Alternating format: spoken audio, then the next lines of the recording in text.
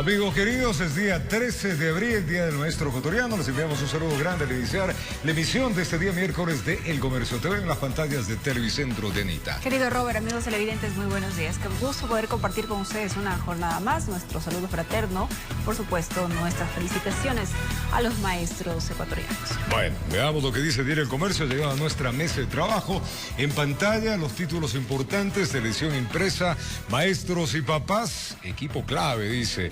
Pervis, qué bueno por el fútbol ecuatoriano, triunfa en Europa con Villarreal. El extremo ecuatoriano jugará las semifinales de la Champions League. Se cuestiona un pacto que nunca existió. El presidente Guillermo Lasso asegura que el gobierno no ha recibido nada a cambio de la excarcelación de Jorge Glass. La asamblea se queda con poco tiempo para insistir en su ley del aborto. Es todos los títulos más interesantes que tiene Diario El Comercio en su portada, en la edición impresa de este día miércoles, que lo puede solicitar en todo el país. Arrancamos de inmediato ya con las noticias. Un tribunal de la Corte Nacional de Justicia ratificó el arresto domiciliario para el excontralor Pablo Celi. Lo que en estas horas de la noche de este día martes dejó la cárcel 4 y se dirigió con custodia policial a su domicilio en el norte de la ciudad de Quito. Veamos. Por favor.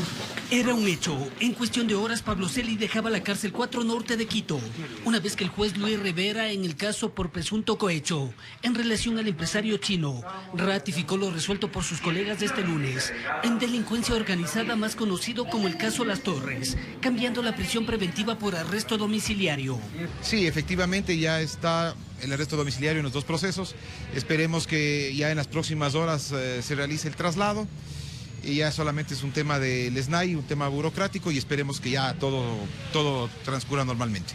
Marcelo Ron, abogado del excontralor, esperaba que esta vez las autoridades penitenciarias actúen con agilidad al igual que en otros casos. Usted de alguna forma, me imagino, esperaría que se agilite ese traslado como se ha agilitado otro del ex vicepresidente. Lo que queremos es que haya un trato igualitario, que todos sean tratados de igual manera y que obviamente también se dé la agilidad que requiere el caso de Pablo Celi. Celi celebró sus 65 años de edad el pasado sábado. Ese fue su pasaporte para que cumpla con la medida de arresto domiciliario en su domicilio ubicado en el norte de Quito. Además deberá portar el grillete electrónico. Ahora, Pablo Celi, ¿qué le dijo el día de hoy ya que una vez se ratificó su salida? ¿Cuáles fueron sus primeras palabras? Que ojalá pueda estar lo antes posible con su familia. Y de ahí poder defender. Sí, desde ahí seguir con la defensa, eso sí no va a descansar hasta justificar su inocencia. Y fue la noche de este martes que Celi, luego de un año, dejó el centro carcelario. Su hermano Sebastián Celi y Adolfo Augusto Briones podrían correr con similar suerte, una vez que este jueves se cumple la prisión preventiva. Lo que pasa es que son dos situaciones jurídicas diferentes. La consecuencia de que una persona de la tercera edad tenga una medida cautelar de prisión preventiva, ¿no es cierto?, y sea sustituida, es necesariamente el arresto domiciliario. Con la caducidad de la prisión preventiva no se puede aplicar el arresto domiciliario, sino que se tienen que aplicar otras medidas como son la prohibición de salir del país, el uso del grillete electrónico y la presentación periódica ante un juez. Informó Héctor Romero. Y la Corte Nacional de Justicia aclara sobre el recurso de revisión propuesto por Alexis Mera, involucrado en el caso Sobornos, que aún no se ha dado trámite ni existe resolución alguna sobre este. Desde la Fiscalía se hace un llamado a la opinión pública a que se mantenga vigilantes de la decisión judicial.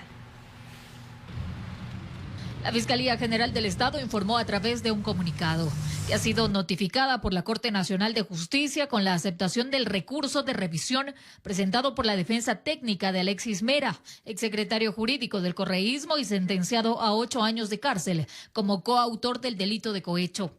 La Fiscalía exhortó entonces a la Corte a que el mencionado recurso sea tratado en estricto derecho. Además, hizo un llamado a la opinión pública para que se mantenga vigilante de las actuaciones judiciales. Inmediatamente la Corte respondió. Se pronunció también vía redes sociales. Dicen que el COIP establece que el recurso de revisión podrá proponerse en cualquier tiempo y aclara que aún no se ha dado trámite ni existe resolución alguna sobre este recurso, pues una vez que se ha sorteado el Tribunal de Revisión, este resolverá en tiempo oportuno la impugnación propuesta. Claro, luego de escuchar el debate de los sujetos procesales. Alexis Mera fue una de las personas más cercanas al expresidente Rafael Correa. Informó Marilyn Jaramillo. Y el presidente Guillermo Lasso respondió a varias interrogantes en una entrevista desde el Palacio de Gobierno. Entre los puntos que trató, habló de un supuesto acuerdo con correístas para la salida de prisión del ex vicepresidente Jorge Glass. En el tema relacionado con el habeas corpus otorgado al ex vicepresidente Jorge Glass, en donde se señala al primer mandatario como el artífice de concretar un pacto con el correísmo, Guillermo Lasso se deslindó de cualquier acusación. Recuerde usted que a Correa se lo criticaba, y lo criticaba yo también, por haberle metido mano a la justicia, por no respetar esa independencia de poderes. Y ahora vea usted, me critican a mí porque no le meto mano a la justicia. Pongámonos de acuerdo. Sobre esa situación se dijo asimismo un demócrata que respeta la independencia de poderes. Criticó sin dar nombres a personas que le habrían solicitado desacatar la decisión judicial. Un habeas corpus tiene efecto inmediato y la persona que no cumple con esa sentencia del juez se expone a un juicio penal, se expone a ir a la cárcel. Y yo no podía dar una instrucción que claramente podía perjudicar la vida de un funcionario público. Frente a la situación de inseguridad y descontrol en las cárceles del país, dijo que se está trabajando y recordó que el problema viene desde gobiernos anteriores. Recuperar el control, la soberanía del Estado sobre el sistema carcelario del Ecuador, renovando un SNAE. Y estamos trabajando en el proceso de reclutamiento de 1.400 guías penitenciarios. Entonces, este es un problema de 14 años, Washington. De acuerdo. No se le puede pedir a un gobierno que tiene apenas 10 meses que corrija los errores que cometieron el gobierno de Correa, el gobierno de Moreno y la alcaldía de Guayaquil. Entre otros temas de importancia, señaló una fecha tentativa para avanzar en el proceso de consulta popular que busca viabilizar el Ejecutivo. Yo espero que antes del 30 de abril poder enviar el primer trámite, la primera carta a la Corte Constitucional para decirle la intención del gobierno es llevar a cabo una consulta popular para llevar a cabo este conjunto de enmiendas a la Constitución que permitan fortalecer el sistema político. Una de las intenciones de la consulta tendría como finalidad encontrar el apoyo popular para que la ley de inversiones y generación de empleo permita generar mayores oportunidades en el país. Muchas gracias. Informó Javier Rosero. Y el Ministerio de Defensa presentó una denuncia ante la Fiscalía por infiltración en zonas de seguridad. Esto según el artículo 351 del Código Orgánico Integral Penal. Según la cartera de Estado, la diligencia se ejecutó a fin de transparentar y aportar a las investigaciones en el caso de Miguel Ángel Nazareno. Un fiscal del Oro es acusado de cometer el delito de concusión por presuntamente aceptar dinero, esto para favorecer con la libertad a una detenida que al final fue sentenciada a 34 años de prisión. Agentes pues allanaron la vivienda de la servidora pública.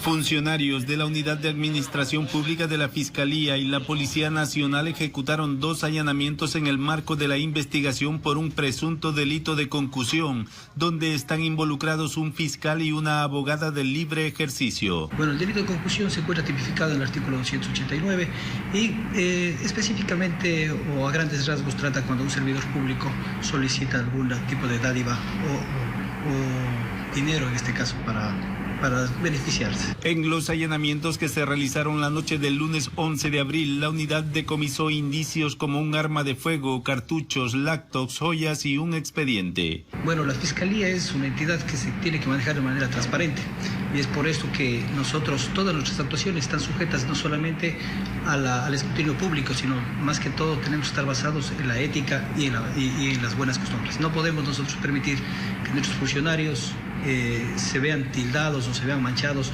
con algún tipo de denuncia.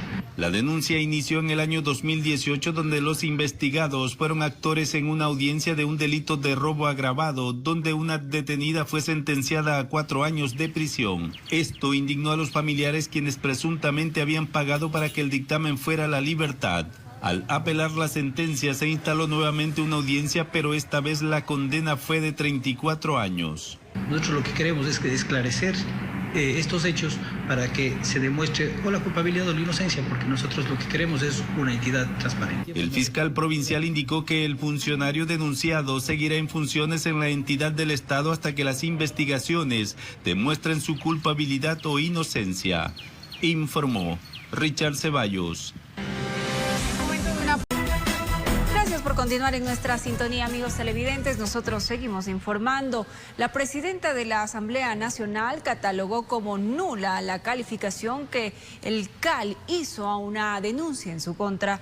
Hay quienes rechazan que se pretenda invalidar el proceso. La presidenta de la Asamblea Nacional, Guadalupe Llori, rechaza la calificación que hicieron 4 asambleístas del Consejo de la Administración Legislativa a una denuncia presentada en su contra. No tiene ninguna validez. Atropellaron el debido proceso en un conflicto de intereses y al apuro. A esta observación se suma la legisladora del oficialismo, Natalia Arias, misma que no participó en la última sesión del CAL. Ese escenario ha quedado en este momento comprometido porque ayer calificaron una denuncia que no tenía una firma válida. A lo que hace referencia Arias es a un error en la denuncia presentada por el jefe de la bancada del Partido Social Cristiano, pues su apellido, en lugar de decir Torres Cobo, decía Torres Torres. El asambleísta Torres no existe dentro de esta legislatura y cuando se realiza el alcance, este documento no viene con el reconocimiento de firma. Johanna Moreira, de Izquierda Democrática, que apoyó la calificación de la denuncia en contra de Llori, rechaza la intención de invalidar el proceso. La ley ha manifestado que no se puede sacrificar a la justicia por meras solemnidades.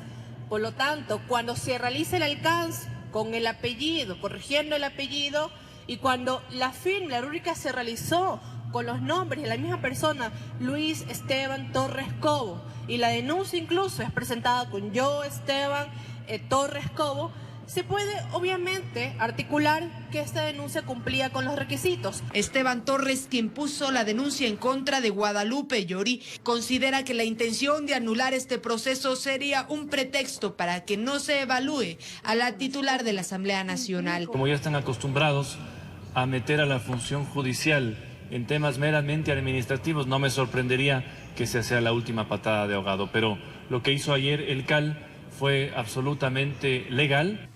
Informó Valeria Navarro. Y la Corte Constitucional rechazó por improcedente la solicitud de la legislatura de conocer la objeción parcial a la ley del aborto en casos de violación. La Asamblea tiene hasta este día viernes para pronunciarse si la norma entra en vigencia con los más de 60 textos alternativos presentados por el presidente. La decisión fue unánime, y es que el Pleno de la Corte Constitucional rechazó por improcedente la solicitud de la Asamblea Nacional, que buscaba que la Corte se pronuncie sobre la objeción parcial realizada por el presidente de la República al proyecto de ley orgánica que garantiza la interrupción voluntaria del embarazo en casos de violación. Para el legislativo era un veto inconstitucional. Señala además que no está suspendido el plazo de 30 días previsto, por lo que le corresponde a la Asamblea actuar de conformidad con lo prescrito en la Constitución. El legislativo tiene hasta el viernes para pronunciarse. Si no, la ley entrará en vigencia el sábado. El presidente de la Comisión de Justicia dice que esperan tratar el tema esta misma semana y que agotarán todas las instancias posibles. Vamos a trabajar y vamos a llegar a los consensos con todos los asambleístas, con los 137 asambleístas, para tener una votación calificada, es decir, 92 votos. Efectivamente, la Asamblea necesita 92 voluntades para ratificarse en su texto. Ahora, si es que no hay los votos suficientes, la ley entrará en vigencia con las observaciones presidenciales. ¿Cómo se puede pensar en una declaración juramentada para una niña violentada de 9 años? ¿Cómo pedir un examen médico? O sea, por favor, eso cae nuevamente en la revictimización, en el que vayan a relatar todo lo sucedido. La propuesta de la Asamblea contemplaba que las víctimas de violación puedan abortar hasta las 12 semanas para las mujeres en el área urbana y 18 semanas para el área rural, mientras que la observación del presidente contempla un plazo máximo de 12 semanas. Habrá entonces que esperar cuál es la decisión del legislativo en los próximos días. Informó Marilyn Jaramillo. Y luego de varias sesiones suspendidas, el Pleno de la Asamblea Nacional pudo sesionar y tratar una de las leyes emergentes para el país. La misma trata sobre el uso progresivo de la fuerza para que los uniformados puedan controlar la crisis penitenciaria y la inseguridad. El informe de la ley del uso progresivo de la fuerza estuvo listo el pasado 21 de febrero. Han transcurrido 50 días y recién el Pleno de la Asamblea Nacional cumplió con su primer debate. ¿Quiénes pueden hacer uso legítimo de la fuerza? Primero, la Policía Nacional. Segundo, las Fuerzas Armadas en su rol complementario y en el cumplimiento de su misión. Y tercero, el Cuerpo de Seguridad y Vigilancia Penitenciario en cumplimiento de su deber. Y aquí, en esta tercera institución, quiero manifestarles que hemos diferenciado a dos grupos en los agentes penitenciarios. Un grupo que está entrenado para tener contacto con los privados de la libertad y otro grupo que le podríamos llamar élite, que está preparado para manejo de crisis en estos espacios. Según el asambleísta Ramiro Narváez, que preside la Comisión de Seguridad, la ley busca capacitar a los uniformados. Una de las declaraciones que más me llamó la atención fue la de un policía que había manifestado que no disparaba su arma desde el año 2009. Un policía que no dispara su arma, ¿cómo puede desarrollar esas destrezas y esas habilidades para poder enfrentar a la delincuencia? En esta ley estamos garantizando esos procesos de entrenamiento, pero no solo eso, sino la provisión necesaria de armamento, municiones y la protección personal. Durante el primer debate compareció la oficial de Derechos Humanos de la ONU, que expresó algunas dudas. Una preocupación nos surge con la regulación de la fuerza en el contexto penitenciario, en la que se agrega la misma posibilidad de facultar a las Fuerzas Armadas a actuar en este contexto por vía declaratoria de emergencia. Uno de los temas que se aclaró es cómo se aplicará el uso progresivo de la fuerza en el contexto de las movilizaciones sociales. Y hemos establecido la prohibición de armas letales en protestas sociales. No se pueden utilizar. Las observaciones que realizaron los asambleístas y la representante de Derechos Humanos de la ONU serán analizadas y recogidas en el informe para segundo debate, que según Narváez estaría listo en el plazo de 30 días. Informó Valeria Navarro. Y la Policía Nacional, a través del Servicio Nacional de Atención Integral a Personas Privadas de Libertad, abre una posibilidad para jóvenes desempleados. Se trata del reclutamiento para miembros del Cuerpo de Seguridad y Vigilancia Penitenciario con un sueldo mensual superior a $800. Con 1.400 nuevos agentes penitenciarios hasta fin de año, se pretende reforzar la seguridad en los centros carcelarios a nivel nacional. Este martes se anunció el proceso de selección y reclutamiento, en busca no solo de los mejores elementos, sino a garantizar un proceso de formación que esté apegado con la ley, un proceso transparente y un contexto de estricto respeto y de observancia de respeto a los derechos humanos. El proceso arranca con una difusión hasta el jueves, luego la postulación por 2 días vía internet y en mayo inicia el curso de formación en las instalaciones de la Policía Nacional, sin costo alguno. Los jóvenes que postulen, que ingresen y que se gradúen, pues alcanzarían un grado de, se graduarían con como ASP3, con un sueldo de $813,40. Es decir, estamos a la par, tanto de Fuerzas Armadas, Policía Nacional. Debido a los tentáculos de la delincuencia transnacional, se aplicará una capacitación rigurosa tomando en cuenta estado médico, físico, psicológico, como pasado judicial. En ese sentido tenemos escuelas de Chile, Portugal, de Italia y Francia, escuelas penitenciarias que nos están ayudando, pues obviamente, a fortalecer nuestra gestión. También hemos tenido ya acercamientos y reuniones con la Embajada Americana. Si usted está entre los 18 y 28 años de edad, es un posible miembro del Cuerpo de Seguridad y Vigilancia Penitenciaria. A partir de los 3 días ya pueden ingresar a postularse. La página es https://reclutamiento.policia.gov.es. Es decir, es la misma página que nosotros manejamos para el proceso de reclutamiento, que se encuentra en las redes sociales de Policía Nacional. Sin dejar de lado aspirantes a la institución policial que por diferentes causas no aprobaron como reservistas de las Fuerzas Armadas, informó Héctor Romero. Y más de 700.000 personas constan en el registro electoral pasivo, así lo informó el Consejo Nacional Electoral de cara a las elecciones seccionales el próximo año. Si usted forma parte de esta lista, conozca qué hacer para poder sufragar. En total son 713.045 las personas que constan en el registro electoral pasivo de las elecciones seccionales para el 2023. Se trata de aquellas que no han ejercido su derecho al voto en las 4 últimas elecciones. Consulta popular del 2018 y las elecciones seccionales del 2019 y elecciones generales del 2021, primera y segunda vuelta. Aquellas personas que están en el registro electoral pasivo no podrán votar en los siguientes comicios, a menos que soliciten hacerlo. Es importante señalar que el padrón definitivo estará cerrado el 14 de mayo, por lo tanto cualquier acción de quienes están hoy día en el padrón pasivo que quieran ejercer para así constar en el padrón definitivo tendrá que ser hasta esa fecha. Se excluye de ese padrón a quienes tienen el voto facultativo, como por ejemplo integrantes de la policía y fuerzas armadas en servicio activo, entre otros. Que son las personas entre 16 y 18 años, las personas mayores de 65 años, las personas con discapacidad. Desde este 14 de abril, a través de la página web del Consejo Nacional Electoral y su aplicación, la ciudadanía puede revisar si forma parte del registro electoral pasivo. Quienes se encuentren en ese listado y deseen sufragar en los próximos comicios tienen plazo hasta el 14 de mayo del 2022 para realizar el trámite de habilitación de manera presencial en las 24 delegaciones provinciales o en la página web del Consejo Nacional Electoral. 110.000 ciudadanos adicionales a los que existieron antes se han añadido a este padrón pasivo. Informó Marilyn Jaramillo. Vamos a regresar y contarles que ya... Gracias por acompañarnos en esta emisión de día miércoles de El Comercio TV en la pantalla de Televicentro. La Policía Nacional tiene ya listos, amigos, los respectivos operativos de control, esto para el feriado de Semana Santa.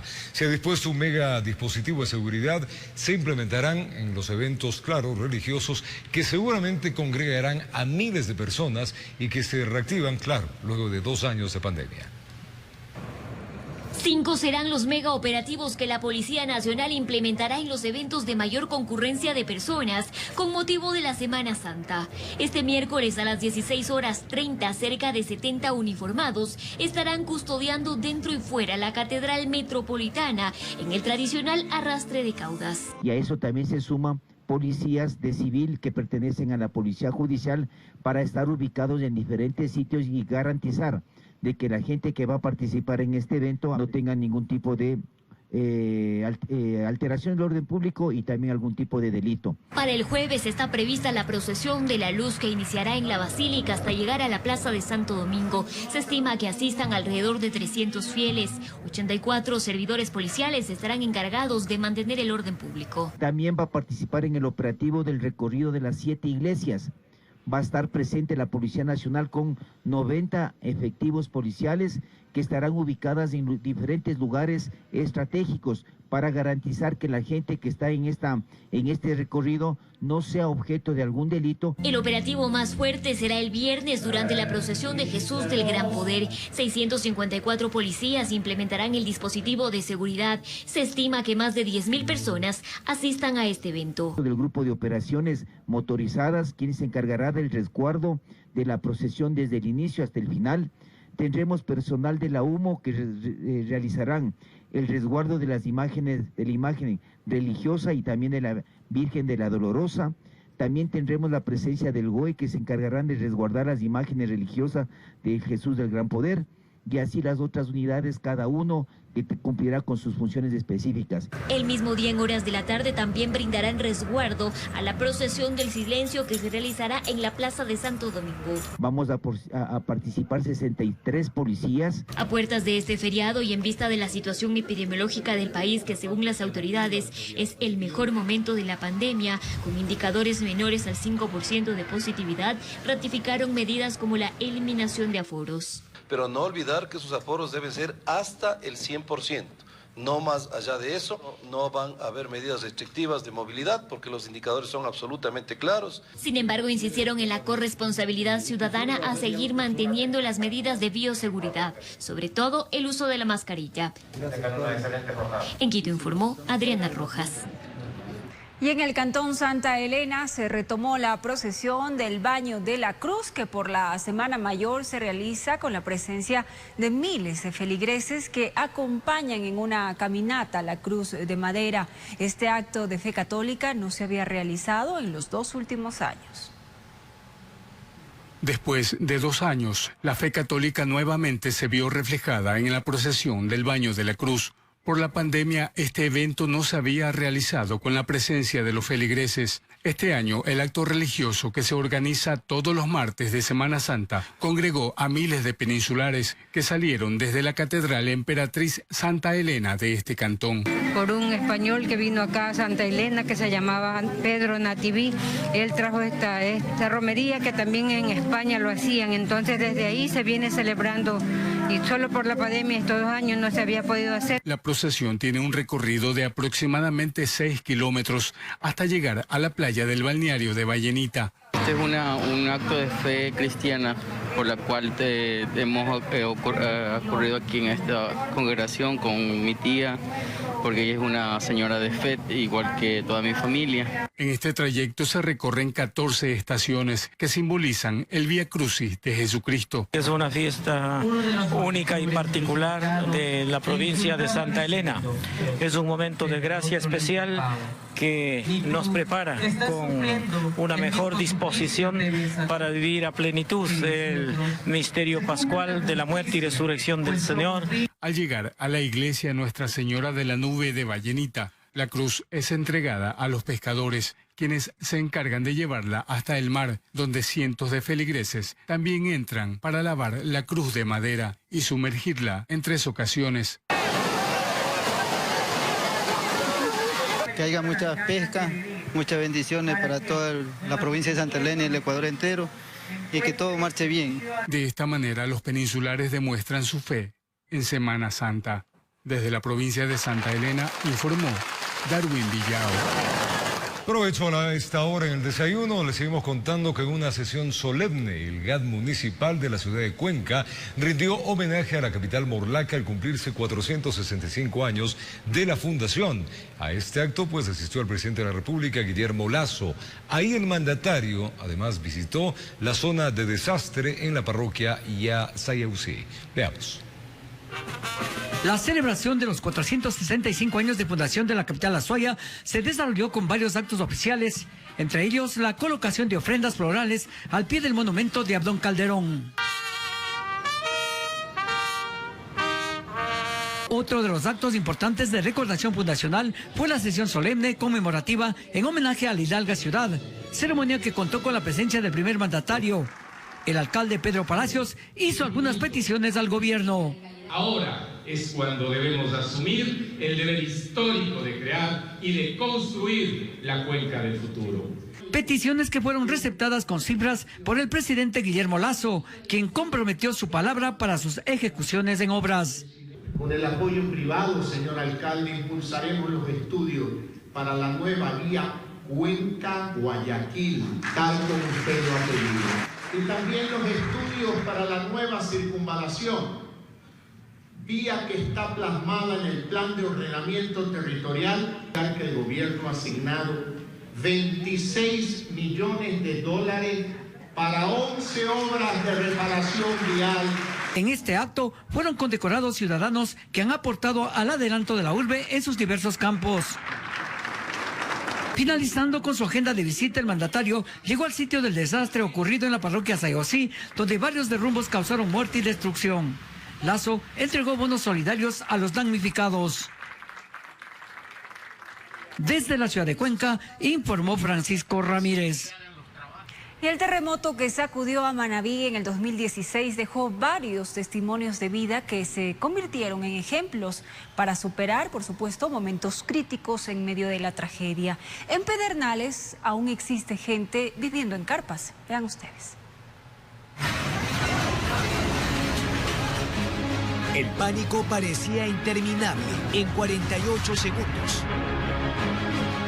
Ay, por favor, y todo se empezó a hundir. La tierra comenzó a temblar.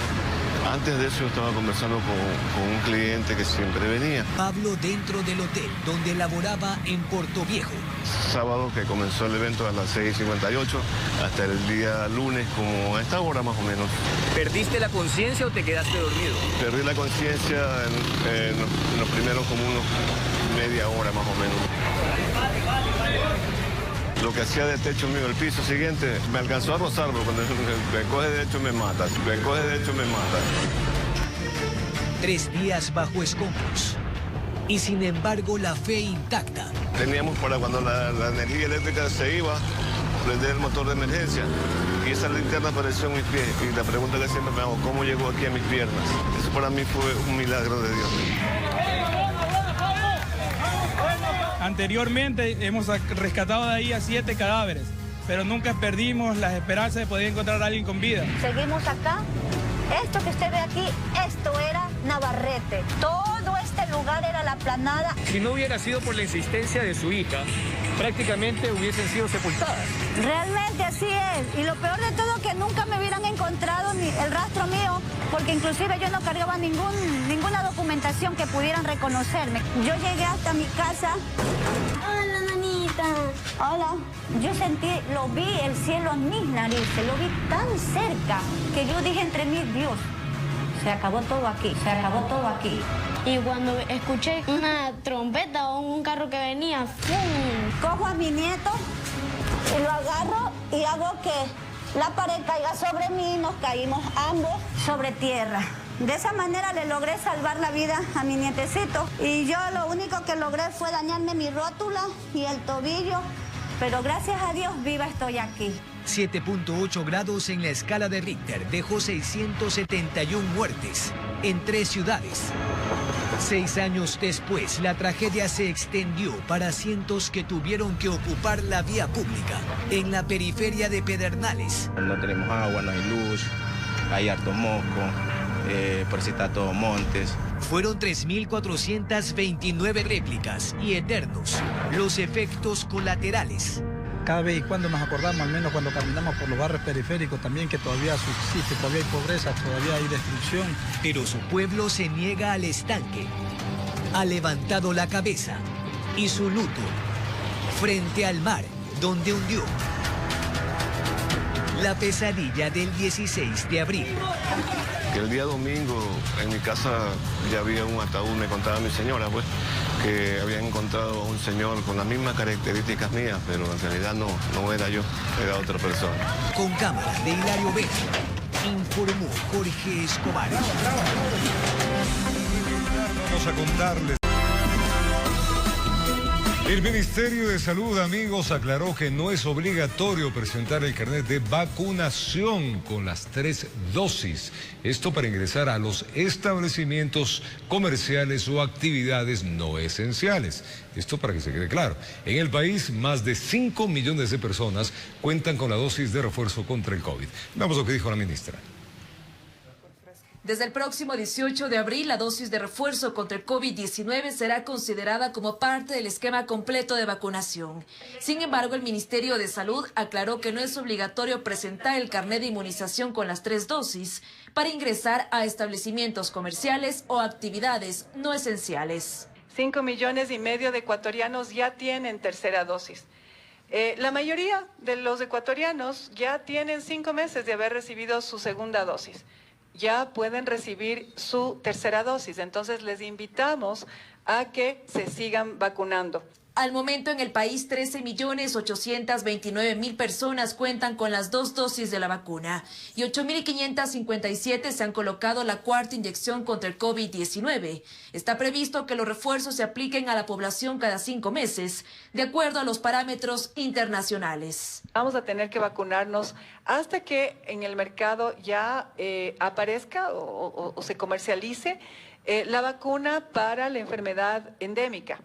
Posiblemente estará disponible entre agosto y septiembre de este año. Adicional, la ministra de Salud informó que los indicadores epidemiológicos son positivos, con una disminución de contagios. Tuvimos 5 casos del sublinaje de Omicron, sin embargo, no tenemos ni aumento de positividad viral, ni aumento de casos, ni aumento de hospitalizaciones. La variante Omicron ha desplazado a la Delta en las últimas semanas. Luego del feriado se analizará la obligatoriedad del uso de la mascarilla en espacios abiertos. Informó Priscila Cadena. Quito ya cuenta con un plan de atención y protección a personas en situación de movilidad humana. Con esto se busca brindar de mejor manera un acceso a los servicios para migrantes y refugiados vulnerables. La Secretaría de Inclusión del Distrito Metropolitano de Quito entregó al alcalde Santiago Guarderas el plan de atención y protección a personas en situación de movilidad humana en la capital.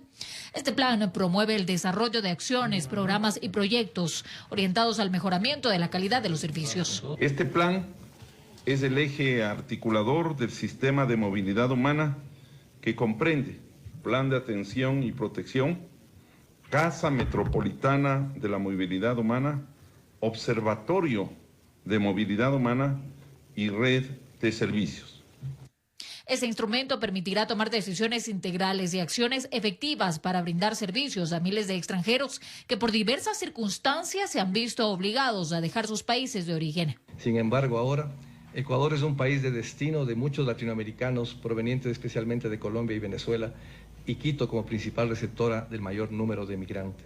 Fernando Sánchez, secretario de Inclusión Social, sostiene que ahora el alcalde de la capital deberá poner el plan a conocimiento del Consejo Metropolitano. Se presentará allí y con el apoyo y aprobación del Consejo podemos dar paso ya a la implementación e identificación de programas, de proyectos, hacer reprogramaciones presupuestarias necesarias. De esta manera, la capital refuerza el ejercicio de su política pública en materia de movilidad humana, mediante el diseño y la aplicación de su primer plan distrital. Tenemos varias puertas de acceso, por ejemplo, los centros de equidad y justicia, que son de la Secretaría de Inclusión Social.